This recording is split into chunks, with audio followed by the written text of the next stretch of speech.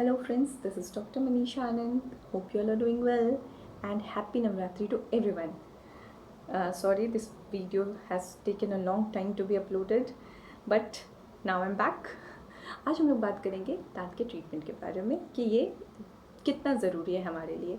हम लोग अपने लाइफ में ऐसा करते हैं कि बहुत बारी जब हमारे दांत में परेशानी होती है, हमारे दांतों में पेन होता है, तो हम लोग उसको अवॉइड करते हैं। हम लोग डॉक्टर के पास जाना उतना प्रेफर नहीं करते हैं और जितना हम लोग इसको लंबा खींच सकते हैं हम लोग उतना लंबा खींचते हैं।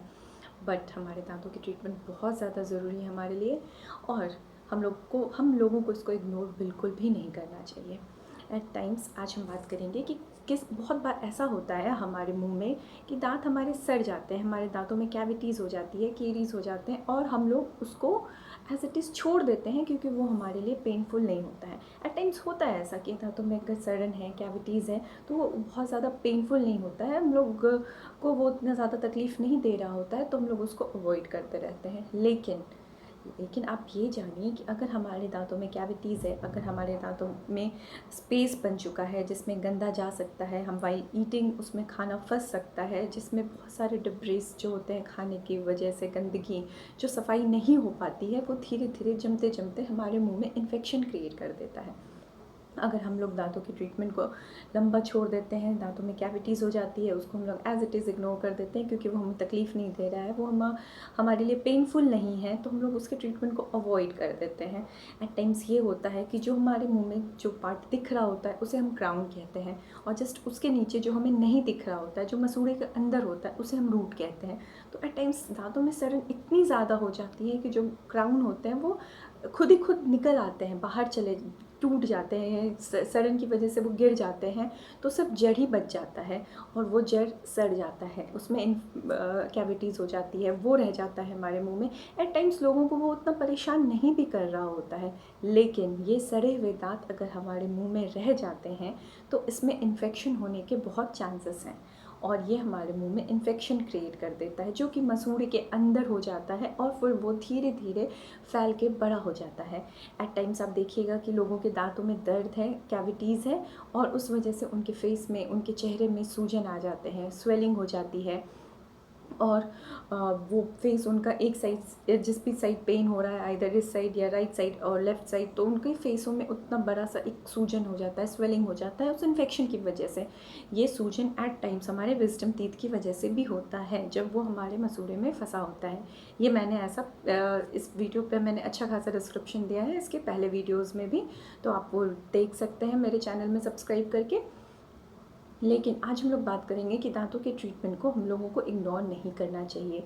तो वो स्वेलिंग हमारे मुंह में इतना ज़्यादा हो जाता है कि वो हम हमारे फेस को एक तो भद्दा बना रहा होता है, गंदा बना रहा होता है, दूसरा कि हमें हर चीज़ में परेशानी, हम खा नहीं सकते हैं सही से, हम बोल नहीं पाते हैं सही से और एट टाइम्स लोग क्या अपने घर में क्या करते हैं कि उसको गर्म पानी से सेक देते हैं, उसमें हॉट पैक लगा देते हैं।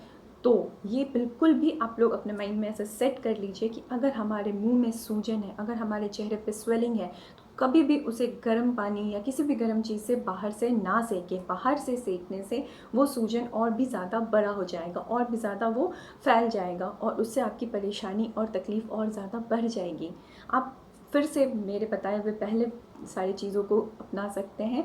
गुनगुने पानी में नमक डाल के आप मुंह के अंदर लेके उसे कुल्ला करें, उससे आपको ज़रूर रिलीफ मिलेगी। बट बाहर से कभी भी अपने सूजन को, जो स्वेलिंग है, उसको कभी ना सेकें, वो हमारे चेहरे को और भी ज़्यादा गंदा बना देगा और हमारी तकलीफ़ और बढ़ा देगा। तो अगर हमारे दांतों में तकलीफ़ है, अगर हमें सड़न है हमारे दांतों में, अगर हमारे मुंह में सिर्फ जड़ बचा हुआ है, उसे हम लोग मेडिकल टर्म में रूट स्टम्प कहते हैं, अगर सिर्फ वो बचा हुआ है तो आप इसकी ट्रीटमेंट लें। और अगर आपके मुंह में इन्फेक्शन फैल रहा है तो पहले आप इसकी प्रॉपर डॉक्टर से मिलके एंटीबायोटिक ट्रीटमेंट लें, एंटीबायोटिक थेरेपीज़ लें और उसके बाद ही अपनी ट्रीटमेंट को आगे फर्दर बढ़ाएं। और कोई भी इस तरह से अगर आपके मुँह में सड़न है, कैविटीज़ है, कुछ भी है, तो डॉक्टर से ज़रूर मिलें और अपने इस कैविटीज़ को या सड़न को, या सिर्फ जो टूटे हुए दांत हैं जिसमें सिर्फ जड़ बचे हैं, जिनको निकलवाने के अलावा और कोई ऑप्शन नहीं है हमारे पास, तो उसको निकलवाएं, ना कि उसको मुंह में रखें और उसमें और इन्फेक्शन होने दें और इन्फेक्शन की वजह से फिर उसमें और नई तरह की बीमारी क्रिएट हो सकती है और उसको होने के आप चांसेस ना दें। अगर अगर इन्फेक्शन हो चुका है और ऐसा कुछ है तो आप डॉक्टर से मिल के प्रॉपर एंटीबायोटिक्स लें और उसके बाद अपने दांतों की ट्रीटमेंट कराएं. Never ignore the problems related to your teeth because it will cause you further into a trouble. It is said that don't trouble the trouble. If you trouble the trouble, trouble will trouble you double. So please, if you have any problem in your teeth, go meet your dentist and please solve that. क्योंकि अगर हम अपने दांतों को ignore करेंगे तो फिर हम अपनी नई परेशानियों को इनविटेशन देंगे और हम खुद ही परेशान होंगे. और दांत भी हमारे बॉडी का ही एक पार्ट है. तो ये वीडियो इसलिए था कि आप लोग अपने दांतों के ट्रीटमेंट को इग्नोर ना करें, इसे अवॉइड ना करें और इसकी ट्रीटमेंट लें.